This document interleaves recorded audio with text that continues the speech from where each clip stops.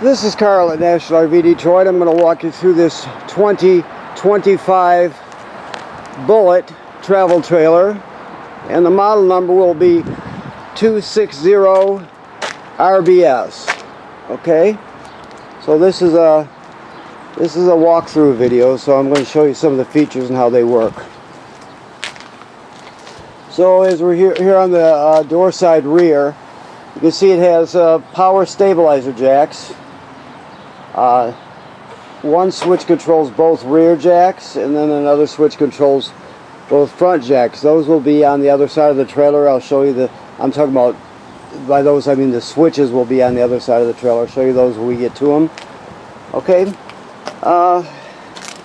So we have let me see if I can do this with one hand here. There we go. So we have a grill here.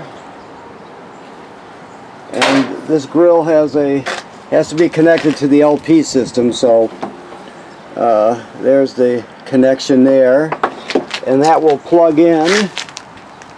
Let's get to it right here, right there. So that will be the quick connect to connect the grill to the LP system. Okay, you have a refrigerator, of course, running water, and lights, and a cupboard. So you also have a power awning with LED strip, as you can see. This has on-demand hot water, so you get an endless flow of hot water. Keep in mind this switch is a master switch. Right now it's off, but to turn the whole system on, you turn it to the on position. I'll show you where the control is on the inside of the trailer for this also. Basically, it's very simple. As long as you have water turned on, meaning you have city water hooked up to it, or you have water in your fresh water tank and the water pump is on, all you have to do is turn on the hot water faucet, and it'll light automatically, and it'll climb very quickly to the temperature that you programmed it to. Okay. We'll talk more about that when we get inside. Also, this is a vent for your range hood. If you can see, there's a baffle there, and you have these two finger holes there, so you can just pop the baffle open so it flaps freely when you're venting to the outside. So if you're cooking and you want to vent to the outside of the trailer, you make sure you open this up. Okay. You have outside speakers. You can put a TV out here. You got power here, of course, and then you have a signal out, and then you can even got a backing plate for a mounting bracket if you wanted to add that. That's just your furnace vent. Okay, and you have pass-through storage.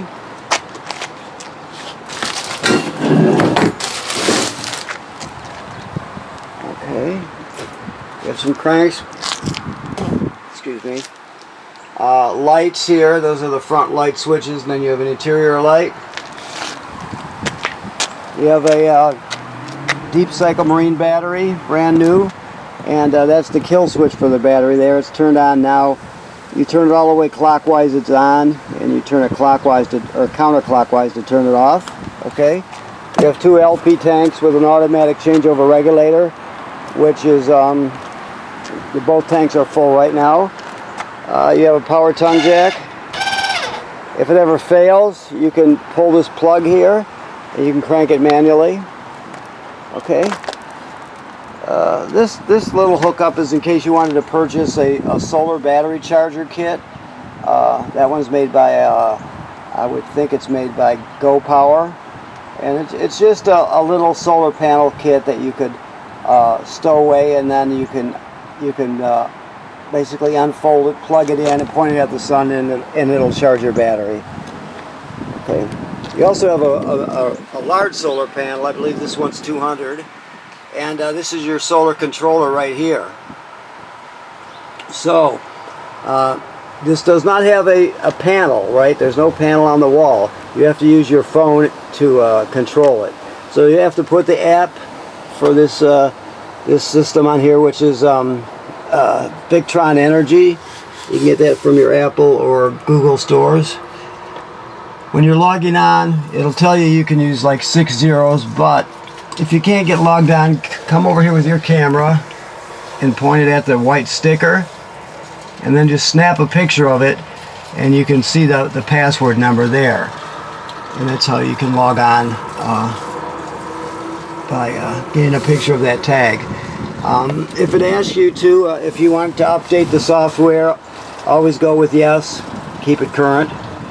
And it'll tell you everything you need to know about the solar system, even more than you need to know. But of course the important things will be your DC voltage in the system, how much DC voltage you have, and then of course it'll tell you how many amps are being gained from sunlight and stored into your battery.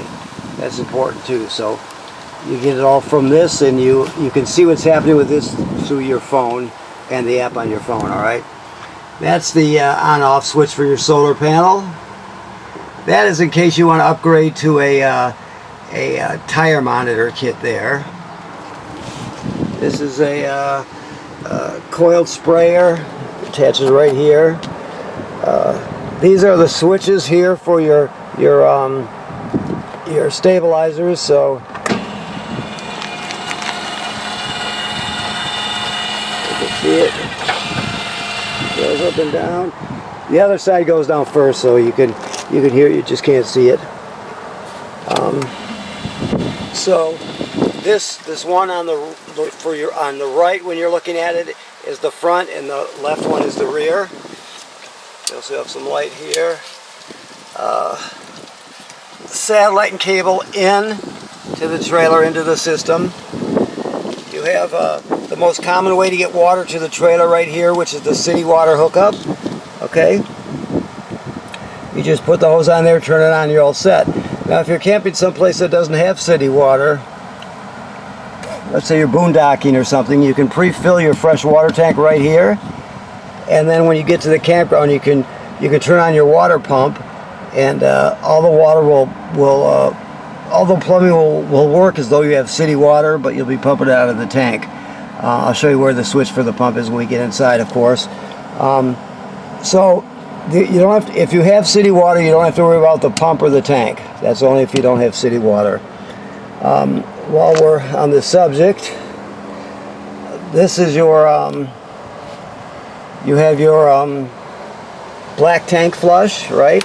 It says on the sticker, make sure the black tank valve is open before you turn on the hose. That when you connect the hose to this and turn it on. So what'll happen is you'll pull up to the dump station, you'll dump your black tank, which is toilet water and waste, of course.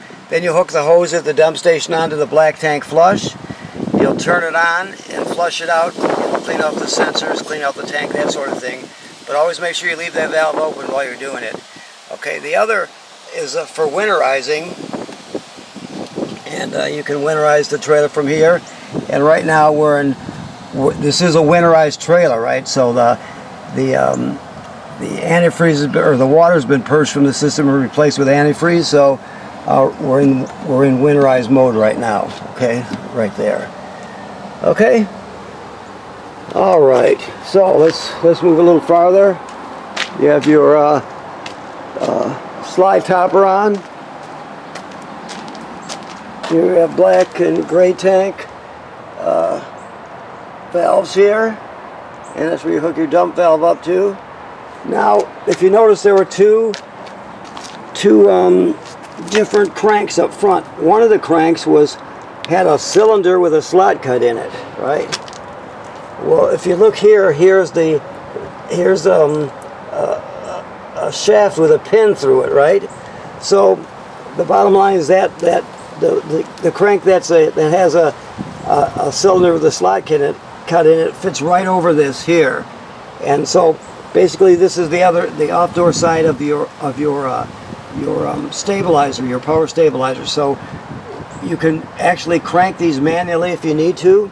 So if you ever got into trouble and your jack stopped working, you could always put that crank on there, right on there, and crank them manually. Okay. All right. So you have two gray tanks in here and one black tank. Okay. So this is a 50 amp system, so you got a 50 amp shore cord, plus we give you a reducer here to reduce it down to 30, and then another smaller one to reduce it down to 20. It's pre-wired for a Keystone backup camera kit. You have a ladder, which is great. It makes it easy to inspect the roof. The manufacturer states every 90 days or so you should inspect the roof. Make sure there's no damage to it by, you know, low branches or road debris. Make sure there's no place water can get in. Just give it a general inspection. Odds are you won't have to do anything to the trailer for years, but you inspect it just to make sure there's not a problem. If you see anything, get it taken care of immediately. Generally speaking, people don't inspect their roof enough, so make sure you keep up with that. It should be part of your regular maintenance. Okay. As we come in here, this is your carbon monoxide LP gas detector. It should always be green like it is. If it's not green, get it serviced immediately. Don't just do without it. Just get it serviced. Okay. This is your excuse me, your power converter. So right here, you can see on this side, you've got regular 120 AC circuit breakers, all right, and they're all labeled. So when you're plugged into shore power, that's all charged with 120 AC. Then the power is converted on this side to 12 volt DC. So you have 12 volt fuses, right? And then they're all labeled. So that's where your 12 volt comes from. Now, when you're plugged into shore power, this is always going to sense, it's going to sense how much energy your battery up on the tongue has and needs, and it will always keep your battery charged when you're camping, when you're plugged in. Of course, your tow vehicle will always charge the battery when you're going down the road. So it'll, as you go down the road, that your tow vehicle's alternator will charge through the charging line and keep the battery charged. And you have those two ways, but also your solar panel will charge the battery as it can, depending on the conditions outside, the time of day, and all the different factors, but it will charge your battery also, okay? And like I said, the way you will keep track of that is through the app on your phone. Okay? So, this is your thermostat. It's very simple. You just hold the mode button until it lights up. There you have it there. So you just go through it. I'm just going to shut it off here when I get to it so I don't run it. So I'll go to heat and shut it off. Just hold it in there, it went off. You can set the temperature with the arrows, of course, and you can set the fan with this fan button. The only reason you want to really use the fan, let's put it this way, for the furnace, there's no fan option, it's just on. But with your air conditioner, there's auto low, auto high, that sort of thing. You always want to use automatic when you're using the air conditioning, auto fan. So, okay. This is your panel, of course, and you have your power awning here, which is pretty straightforward. Never leave it out unattended. If you're not going to be at the campsite, roll it in.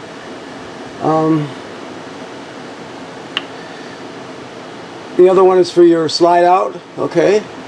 Then you have your water pump here. Remember the water pump, you use that to pump water out of the fresh water tank if you don't have city water. You also use that to winterize the trailer. Porch and ceiling light. And then you have your levels here, battery level and the rest of the levels, all your tanks and everything right here. Okay? It's all very simple. Your TV is more than just a TV. It also has FM radio.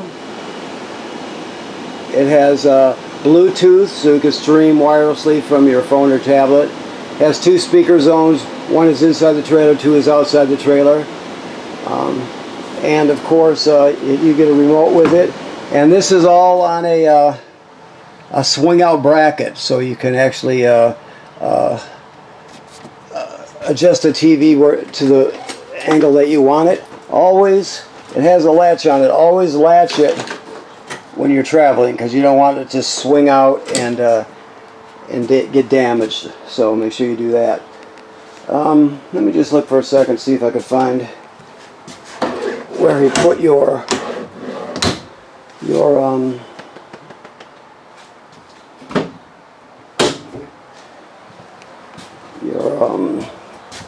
remotes at. I should have found them earlier.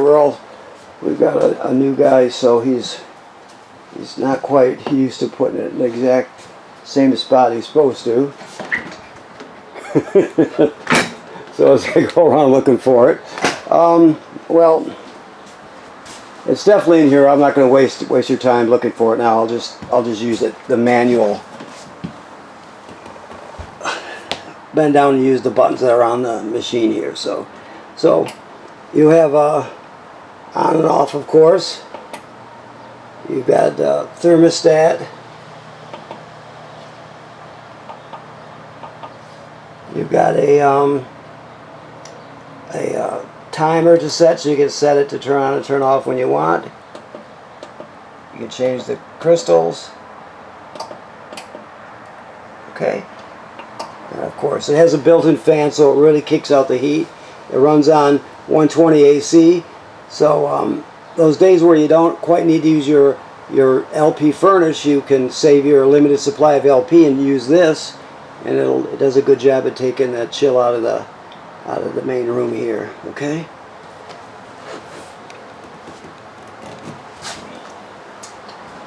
So more lights, of course.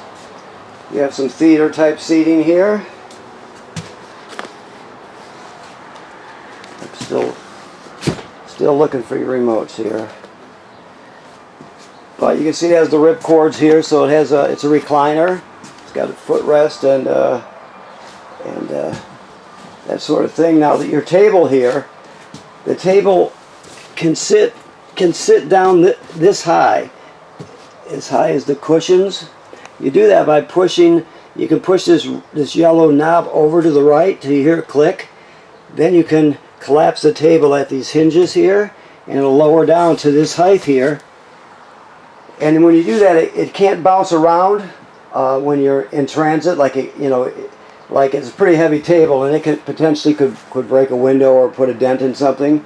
If you travel with it in the down position, it's much better. Plus, it also turns into another bed. You can use these cushions here and fill in the space. So you have that option. This is all adjustable leaf that comes up for more counter space. Convection microwave. This is the range hood we were talking about. I told you about. Showed you the vent on the outside with the baffle. You're going to run the fan. You want to open that up. Also has just a light or just a fan. When it comes to your range, see if you've got the gas turned on here. Basically, you have three knobs here for the 3 burners. This one to the right is for your furnace, and this is your sparker. Oh, no, it's not for your furnace. I'm sorry. That's for your oven. Okay, 3 knobs, one for each burner, and then this one is for the oven, and this is the sparker. It must be getting late in the day. I'm starting to looking at things and calling it something else, so that's a bad sign. So anyway, you turn it clockwise to spark. Let's see what we got here. Hold on 1 second, please.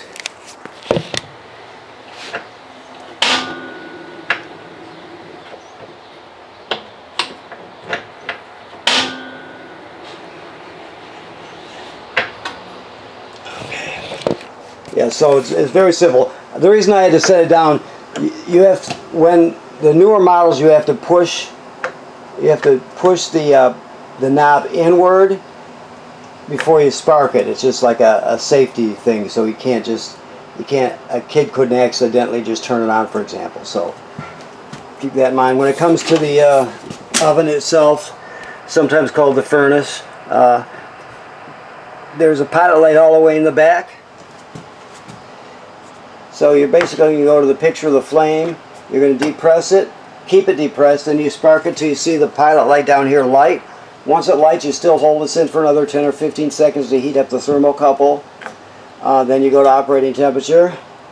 When you shut it off, the flame goes out obviously, but so does the pilot light, so you have to relight the pilot light each time you use the oven. And this also has light. It has your knob lights, and then you have a light inside the oven. Always travel with this in the down position or closed. Okay. Of course, the lights have, or there are LEDs inside the cupboards. You have these frosted doors on it, so they look kind of cool. I don't see the keys will be hanging right here on the faucet when we get them out here for you. I'll make sure that the remotes are here along with your pack with all your literature in it. Okay.